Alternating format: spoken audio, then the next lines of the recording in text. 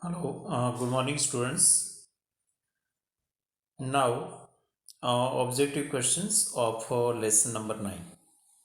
Before starting that objective ones, let's go through some basic concept of that. Okay, first of all, first point, this stars again in important notes. Okay, so you have to write in fair book. First, if top of two vertical things are observed from the same distance, then means two vertical things, suppose one is tower, another one is building, we are not knowing that which one having greater height or which one is taller. Then how to decide that? If they are observed from same distance from their base, okay, then taller thing having greater angle of elevation, whichever building or tower whatever may be is taller than having greater angle of elevation. Obviously, if you just observe taller thing, then you have to look upward direction more. Okay, so obviously angle of elevation will be more. If someone is not taller means shorter, then not to look so much up. Okay, so obviously smaller angle of elevation. Look at example, first example. Actually both AB and CD are observed from midpoint of BD, means from equidistant point. Okay, then only we can say that. If distance is not equal, then how can we compare it? Okay, so now angle of elevation and height are in same proportion. Same proportion means if one increase, another increase. Okay, so here obviously you can see CD's angle of elevation is bigger than AB's angle of elevation from same point O. Same point or other point, that is not important, but OB and OD are equal, that is main thing. Okay, so CD is taller. Why? Its angle of elevation seems to be 60. Okay, it is not exact, I just given one example. Okay, and suppose that is 45, so obviously angle of elevation of CD is more, or point C is more, sorry, angle of elevation of point C is more than angle of elevation of point A. So this is taller. Which one is taller? Point C, means CD is taller. Okay, 1 minute.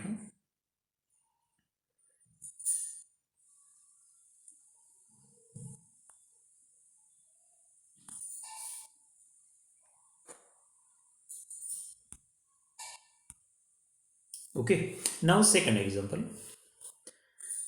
Again, same types of two taller things are there, but they are observed from each other's bottom. A is observed from CD's bottom and C is observed from AB's bottom. Okay, so obviously BD distance is same. So here also taller things having greater angle of elevation. I have placed there 60 and A's angle of elevation is 30. So C is at greater height compared to A. Okay, so this is useful for giving answers of objective questions. Same way, if two things are on ground are observed from same place or same point, means at height, then closer thing having greater angle of depression. जो closure closure मतलब जो नज़दीक होगी ना, इसका angle of depression ज़्यादा होगा. देखो आप यहाँ पर मैंने पॉइंट का नेम नहीं दिया है, लेकिन पहला जो पॉइंट होगा ना 45 जहाँ पर एंगल बन रहा है, that will be closer. Why? It's angle of depression is bigger. Okay, मैंने जो ब्लैक पेन से बताया वो देखो वो 45 है, और रेड पेन से बताया वो 30 है. तो जिसका एंगल ऑफ डिप्रेशन ज़्यादा है वो नज़दीक है. ऑब्वियसली आप देख सकते हो वहाँ पर. क्यों? क्योंकि यहाँ भी आप कॉमन सेंस की बात करो तो आप नज़दीक है ना, तो जैसे ज़्यादा अबोव देखते थे ऐसे यहाँ ज़्यादा नीचे देखना पड़ेगा. आपकी जो नेक है ना वो ज़्यादा घुमानी पड़ेगी. ओके, तो ऑब्वियसली एंगल ऑफ डिप्रेशन ज़्यादा बनेगा, हॉरिजॉन्टल के साथ आपका एंगल ज़्यादा बनेगा. ओके, तो ये दोनों आपको याद रखना. जो मतलब एंगल ऑफ एलिवेशन जिसका ज़्यादा होगा या तो टॉलर होगा या तो नियरर होगा, क्लोजर होगा. ओके, तो आप क्लोजर एंड नियरर वर्ड याद रखना ज़्यादा एंगल के साथ रिलेट करने के लिए. ओके, तो two simple things. Now for solving objective questions draw rough figure of right triangle. हम करते थे ऐसा डिस्क्रिप्टिव में, लेकिन यहाँ कुछ नेम देना, डिस्क्राइब करना, कुछ लिस्ट आउट करना वो ज़रूरी नहीं है। ओनली ट्राइंगल आपको ड्रॉ करना पड़ेगा every bar with all measures and suppose required parameter. जो रिक्वायर्ड चीज़ है, सपोज हाइट है किसी का, डिस्टेंस है, वो आप सपोज कर लो और बाद में take either sin theta cos theta और tan theta any one. Okay, तो बिल्कुल हम करते थे डिस्क्रिप्टिव में ऐसे, लेकिन वो सिंपल है। यहाँ पर कोई नेम देना या कुछ डिस्क्राइब करना जरूरी नहीं, रफ वर्क है हमारा। और जहाँ जो मांगा गया वहाँ एक्स रख दो तो ऑटोमेटिक आपको एक्स को सब्जेक्ट करना पड़ेगा। Next, in a right triangle side opposite to angle 30 is half of hypotenuse. एक याद रखना स्टेटमेंट, राइट ट्राइंगल तो है ही और एक एंगल 30 है, तो इसके सामने वाली जो साइड होगी वो हाइपोटेन्यूज से हाफ होगी। वो इजीली आप प्रूव भी कर सकते हो, क्योंकि sin थीटा 1/2 है ना, sin 30 1/2। sin 30 1/2 का मतलब क्या हुआ कि numerator is 1 than denominator is 2, means comparatively double. Okay, so this is nothing but a based on statement based on sin 30 value. Okay, same way in a right triangle if one angle is 45 then both sides are equal. Obviously tan 45 1 means 1 by 1, so both are equal. Okay, and otherwise you can see also that if one is 90 one is 45 then another also 45, so if two angles are equal two sides also equal. Okay, so you can know very easily. Okay, so मतलब base equal to height वहां पर होगा। तो दोनों जो case है वो मैं आपको बता रहा हूं। पहले 30 वाली बात, तो मान लो कि कोई ऐसा ट्राइंगल है और यहाँ पर 30 का एंगल बन रहा है। ओके, तो ये सामने वाली साइड मतलब ये, और हाइपोटेन्यूस ये आपको पता है। तो हाइपोटेन्यूस मान लो कि 2x होगा ना, तो ये x होगा, ये याद रखना। और साइड दी है तो आप हाइपोटेन्यूस डबल है ऐसा मान लो। और दूसरी बात जो यहाँ लास्ट पॉइंट में की गई वो ये है कि if one angle is 45 means एक तो पहले से 90 है, राइट एंगल की बात कर रहे हैं, ये भी 45 है, तो ऑब्वियसली 180 के हिसाब से फाइंड करो तो ये भी 45 बना। तो if two angles are equal then two sides also equal. Okay, तो मतलब यहाँ बेस एंड हाइट दोनों इक्वल हो गए। तो ये थोड़ा बेसिक आप इतना याद रखो ना, तो ऑब्जेक्टिव क्वेश्चन में आपको sin cos tan तीनों में से कुछ लेने की जरूरत पड़ेगी नहीं, सीधा आंसर आप दे सकोगे। Okay, so this are very basic. Now look one by one. You should have first of all worksheet open. Okay, worksheet में भी यहाँ स्क्रॉल करता हूँ, पहले तो क्वेश्चन समझ लो आप क्या बात है। देखो first one, in a right triangle if the measure of one of the angles is 30 then the side opposite to the angles with measure 30 is, मैंने नहीं अभी बोला था, हाफ टाइम्स ऑफ हाइपोटेन्यूस। तो यहाँ 1/2 आया, बी ऑप्शन आएगा। और क्यों आएगा वो आप देख सकते हो वहाँ पर। मैंने ट्रिग्नोमेट्री के हिसाब से किया, देखो फॉर्मूला सॉरी फिगर की है, ऑपोजिट साइड और हाइपोटेन्यूस का सिंबल लिखा है, बाकी ट्राइंगल को नेम देने की ज़रूरत नहीं है। बस sin 30 लो O/H, तो sin 30 की वैल्यू रखो और ऑपोजिट साइड कितनी है तो O को सब्जेक्ट बना दो, तो H वहाँ गया इंटू में, तो half into H। Okay, I have written that, otherwise remember this statement, it's useful for other questions also. ऐसे ही आज ही थोड़े 2-3 क्वेश्चन ऐसा आएगा, तो तब आपको कैलकुलेशन नहीं करना, तो सीधा रिलेट कर दो ऐसे। ओके, डबल हाफ का रिलेशन है वो याद रखो। नंबर 2 वो भी देखो बहुत सिंपल है, मैंने बोला था ना अभी, जो बिल्डिंग है वो 11 मीटर हाई है और पोल है वो 8 मीटर है, तो टॉलर कौन है? Building. Watching from the mid point of the line segment joining their bases, the angle of elevation the top of the pole is alpha and that of the top of the building is beta। Mid point से join कर रहे हैं मतलब हमारी condition apply हो रही है, equi distant है दोनों। तो ऑब्वियसली जो टॉलर है वो बिल्डिंग है, तो बिल्डिंग का एंगल ऑफ एलिवेशन बीटा है। देखो फिर से, the angle of elevation of the top of the pole is alpha and that of the top of building is beta. तो बिल्डिंग का बीटा है तो बीटा बिगर होना चाहिए, beta should be bigger, why height is bigger. Okay, so beta is bigger than alpha, so option C will be there, option C will be there. Okay, why, just according to our that point, say second point। Okay, again मैंने short वहाँ पर समझाने की ऐसे ही try की। देखो building is greater than पोल, मैंने greater than की साइन की, तो बिल्डिंग का एंगल ऑफ एलिवेशन बीटा था, तो beta is greater than alpha. Okay, third में भी ऐसा कुछ है, लेकिन कुछ उल्टी बात की है इसने। यहाँ इसने एंगल ऑफ एलिवेशन दिया है। देखो, from a point A on the ground the angle of elevation of the top of tower is found to be, sorry, number 3, the angle of elevation of the top of tower N from the base of tower M is 40। मतलब top किसका है? N का। तो N की बात कर रहे हो, वो 40 है।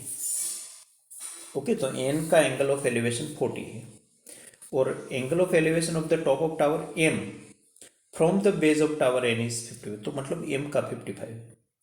तो एम का जो टॉप है इसका ज़्यादा है, तो ऑब्वियसली एम टॉलर होगा। क्यों? क्योंकि एम का एंगल ऑफ एलिवेशन 55 है। ओके, फ्रॉम नहीं याद रखो किसका है, वो याद रखो फ्रॉम एन, लेकिन है किसका? एम का। लास्ट स्टेटमेंट देखो, the angle of elevation of the top of tower M from the base of tower N, वो इंपॉर्टेंट नहीं, 55। एक दूसरे के बेस में से देख रहे हैं, यहाँ भी इक्वल दोनों का, सॉरी डिस्टेंस दोनों का इक्वल है।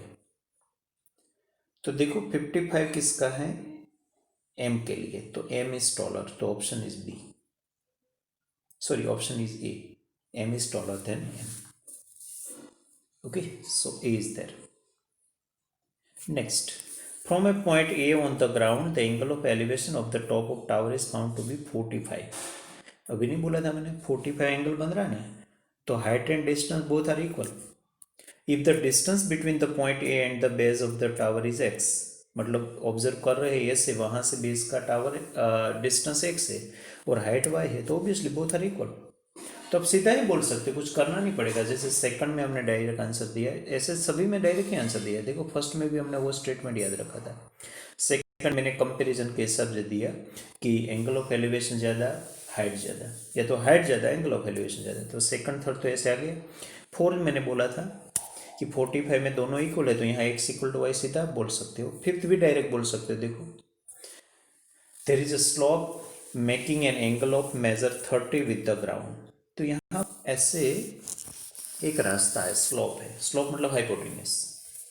ओके, वो ग्राउंड के साथ 30 डिग्री बना रहे angle. Man walks on the slope for X metre, मतलब हाइपोटेन्यूस एक्स मीटर बनेगा, reaches to a point at the height of Y metre. तो साइड हाइपोटेन्यूस वाई, और हाइपोटेन्यूस क्या, जो वर्टिकल साइड है वो वाई बनेगी। तो यहाँ भी देखो 30 की बात है, तो ऑब्वियसली हाइपोटेन्यूस है वो हाइट से डबल होगी। सो हाइपोटेन्यूस एक्स है और हाइट वाई है, तो obviously X equal to Y आएगा। ओके, अभी हमने फर्स्ट क्वेश्चन में देखा था ना, इसके हिसाब से, या तो मैं बाद में सॉल्यूशन किया वो भी समझा दो आपको। यहाँ वो लोग ऐसे बता रहे हैं कि दिस इज द स्लोप, या hypotenuse is the slope. Some person walking x meter here, so he or she can attain y meter height, और यहाँ मेन 30 दिया है, सो obviously x equal to 2y।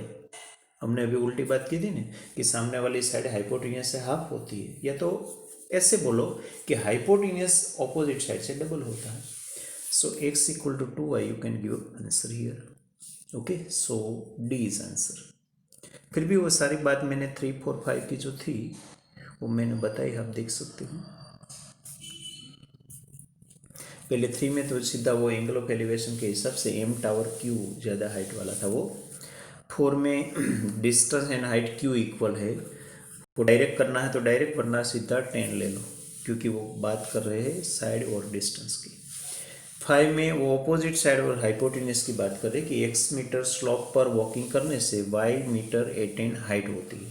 Okay, तो यहाँ भी इसके हिसाब से करो तो x इक्वल टू 2y मिला, या तो याद रखो तो सीधा बोल सकते हो।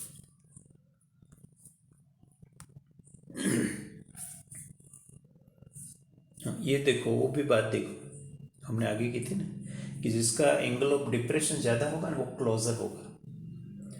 तो just look that, angle of depression of two houses A and B are found to be 25 and 40, मतलब ए का 25 बी का 40, तो ज़्यादा बी का है, तो बी हाउस क्लोजर होगा।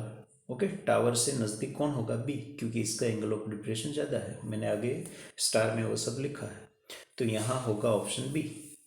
कुछ कैलकुलेशन यहाँ नहीं आएगी कंपैरिजन में, नो कैलकुलेशन। वो टॉलर कौन है, क्लोजर कौन है, इसमें मैंने बोला वो दोनों पॉइंट ही याद रखना है, या तो आपको थिंकिंग करना है। ओके, तो ये सारे एमसीक्यू थे। अभी देखो blanks, again same type of things. 45 angle है। Watching from the top of a 30-meter high tower, the angle of depression of a stone on the ground is found to be 45। Then the distance of the stone from the base, obviously 45 है तो height and distance दोनों same है, तो answer क्या आएगा? 30 metre. Okay, फिर भी अगर वहाँ सॉल्व किया है तो देखते कैसे सॉल्व किया है। देखो एक्चुअली एंगल ऑफ डिप्रेशन ऊपर बनता है। मैंने आज ही वो मीटिंग में बोला था, कल सॉरी मीटिंग में बोला था 45। ओके, और angle of depression of stone, stone कहाँ है मैंने नीचे बताया है। So that is 45। इसको मैंने अल्टरनेट एंगल ले लिया, रेड लेटर से लिखा, आप देख सकते हो। तो मुझे नहीं पता था, मान लो कि 45 एंगल होता है तो हाइट एंड डिस्टेंस इक्वल होता है, तो मैंने देखो tan 45 लिया। क्यों लिया? क्योंकि मैं दोनों को रिलेट करना चाहता हूँ, एक दिया है तो दूसरा चाहिए, तो हम यही करते हैं ना, जो रिक्वायर्ड एंड गिवन दोनों को रिलेट करो। तो 10 लिया, tan 45 1, तो 30/x, so x we got 30। तो मतलब जो फाइंड करना है वो इसको हम x सपोज कर लेते हैं, तो हमें पता हो जाएगी कौन सी साइड फाइंड करनी, क्या फाइंड करना, तो x becomes 30।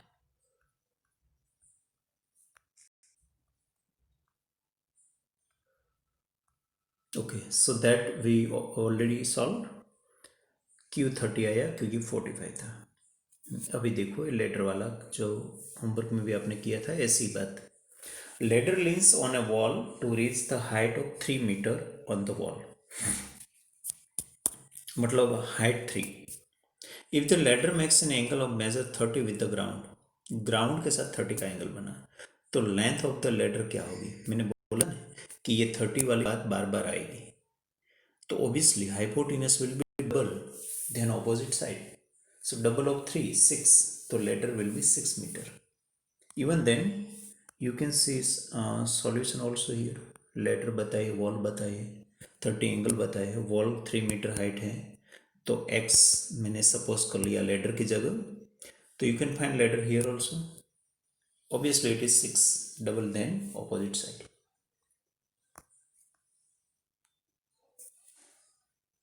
Again 45 9. Watching from a point on the ground 20 meter away from the base of an erect pole, the angle of elevation of the top of the pole is found to be 45.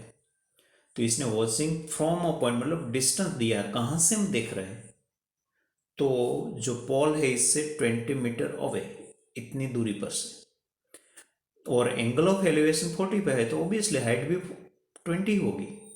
क्यों? जब angle 45 होते हैं तो height and base दोनों equal होते हैं, तो base given so height also 20। Again मैंने सॉल्व भी किया होगा, यस 11। सॉरी ये ऑपोजिट साइड नहीं हो, फिर से क्वेश्चन देख लो थोड़ा। 9 नंबर मैंने शायद नहीं किया solve, sorry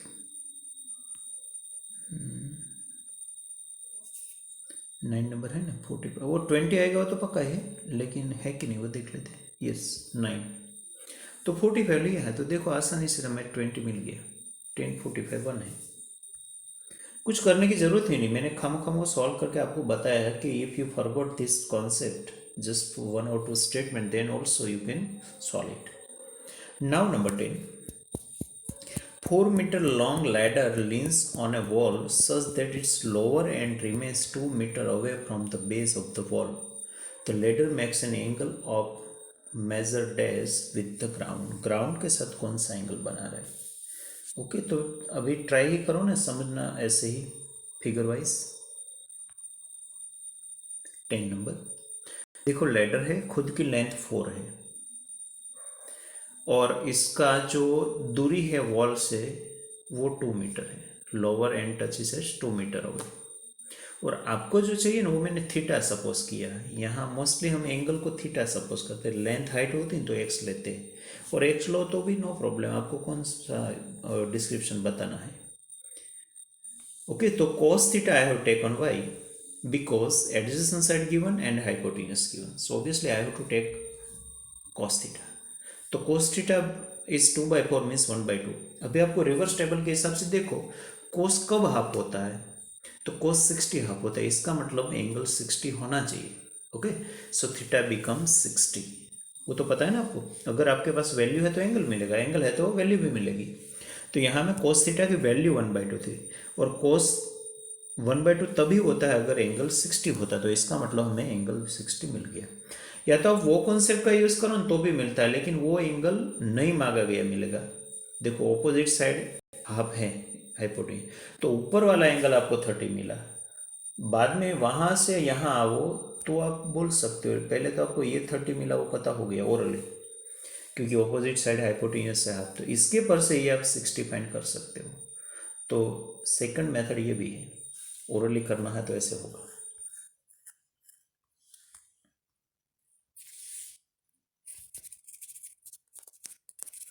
Okay, now 11.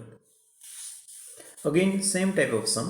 B is right angle, AC 20, BC 10. तो यहाँ भी देखो हाफ है, लेकिन वो जो एंगल चाहते हैं ना वो ये नहीं है, तो यहाँ भी आपको एंगल ऊपर वाला मिलेगा और बाद में AC B में आएगा, आना पड़ेगा.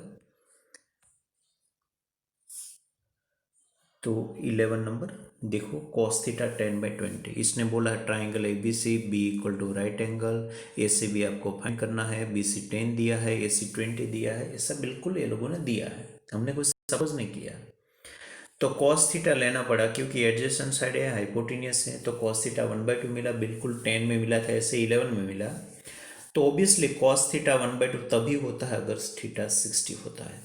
तो इसने जो पूछा है AC B, वो ऑब्वियसली कितना होगा 60. और नंबर जो 12 है ना, वो इसमें देखो B 90 है और एंगल C थीटा है, और देन थीटा इक्वल टू नहीं, वहाँ करेक्शन करो, कोस थीटा मैंने करेक्ट करवाया है, क्योंकि समथिंग तो होना चाहिए. थीटा मतलब क्या, थीटा थोड़ी ऐसे मिल जाएगा, कोई साइड है तो मिलेगा. तो then cos theta equal to, वहाँ कोस लगा दो थीटा के आगे. तो कोस थीटा क्या होता है, बेसिक आपको फॉर्मूला आनी चाहिए, सिंपल बात है. तो कोस थीटा की फॉर्मूला मैंने लिख दिया, ऑपोजिट सॉरी एडजेसेंट साइड अपन हाइपोटेन्यूज. ऐसे मान लो कोस थीटा नहीं है तो कोट थीटा हो सकता है, sin theta, cosec theta, sec theta, cot theta, कोई भी. आपको फॉर्मूला तो सारे की पता है, आगे के लेसन में हमने स्टडी की है, याद रखी है. ओके, तो यहाँ cos थीटा करेक्शन करने के बाद आंसर आया BC/AC. तो दीज आर वेरी सिंपल. मैंने पहले पेज पर जो सारी बात की है वो थोड़ा याद रख लो, तो मोस्ट ऑफ का आंसर आप ओरली भी दे सकते हो, और मैक्सिमम आपको फिगर ड्रॉ करनी पड़ेगी, फिगर से आगे बढ़ने की जरूरत भी नहीं रहेगी. फिर भी आपको प्रॉब्लम है तो कैलकुलेट भी 2-3 स्टेप वाला कर सकते हो, तो एक भी सम में ऐसा कोई प्रॉब्लम नहीं हो रहा है. एक वो कॉन्सेप्ट याद रखना कि एंगल ऑफ एलिवेशन के हिसाब से हाइट कंपेरेटिवली किसकी ज़्यादा है वो डिसाइड करो, या तो एंगल ऑफ डिप्रेशन के हिसाब से डिस्टेंस किसका कम है, मतलब क्लोजर कौन है वो डिसाइड करो. ओके, वो थोड़ी बात आप फिर से रिफर कर देना, वो फिर से एक बार रिवाइज भी कर देता हूँ. अगर डिस्टेंस सेम है, डिस्टेंस सेम होगा ही तो ही ऐसा क्वेश्चन आएगा. तो एंगल ऑफ एलिवेशन जिसका ज्यादा होगा वो टॉलर होगा, या तो जो टॉलर होगा इसका एंगल ऑफ एलिवेशन ज्यादा होगा. दूसरी बात, एंगल ऑफ डिप्रेशन जिसका ज्यादा होगा वो नजदीक होगा, क्लोजर. ओके, ये दो स्टेटमेंट आपको ठीक से याद रखो. बस आज हम इतना ही रखते हैं, आगे हम कल से मतलब सॉरी नेक्स्ट मंडे से 10th लेसन स्टार्ट करेंगे, सर्कल. आपको पता है तो सर्कल सेम नंबर पर सेम लेसन आप स्टैंडर्ड 9th में भी स्टडी कर चुके हैं. इसमें सर्कल के सारे बेसिक थिंग्स दी गई है, थोड़ा रेफर कर लेना. यहाँ मोस्टली हमें टेंजेंट बेस्ड स्टडी है. ओके, बहुत सारे कॉन्सेप्ट वहाँ पर रिपीट नहीं हो रहा, फिर भी इसके बेस पर कोई भी ऑब्जेक्टिव क्वेश्चन आ सकता है. तो स्टैंडर्ड 9 में जो खास करके समरी में दिया था टेक्स्ट बुक में, वो सारा आप रेफर कर सकते हो. तो यहाँ का ऑब्जेक्टिव क्वेश्चन में कहीं पर से पूछ ले तो आप सॉल्व करने के लिए काम में आए. अभी मैंने लाइव मीटिंग में बोला था, ऐसे मैं 2 सम एक्स्ट्रा आपको दे रहा हूँ, ये सम आप ले लो.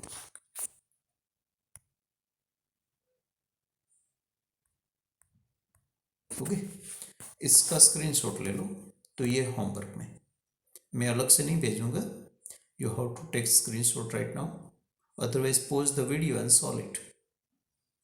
मैंने हिंट भी दी थी। So this two sums are in homework today. कैसे करना है, करके क्या करना है, वो सब आपको पता है। Thank you.